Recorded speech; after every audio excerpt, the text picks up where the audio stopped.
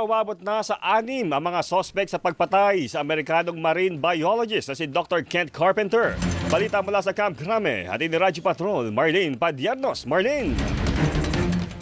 Jeff, nadagdag sa listahan ng mga suspect sa pagpatay sa U.S. marine biologist na si Dr. Ken Carpenter, ang kapatid ni alias Eden, na isa rin sa mga at-large na suspect sa krimen. Pero ayon kay PNP spokesperson Colonel Allen Reyco, inaalam pa ng mga otoridad ang naging partisipasyon nito sa kaso.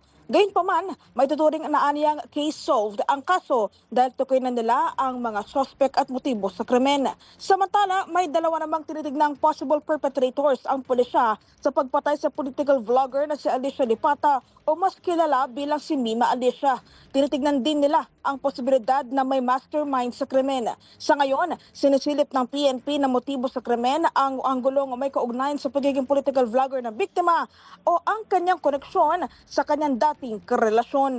Yan ang balitang kumpirmado sigurado. Ito ang Radyo Patrol, Marlene Padiernos, DZMM. Maraming salamat, Marlene Padiernos.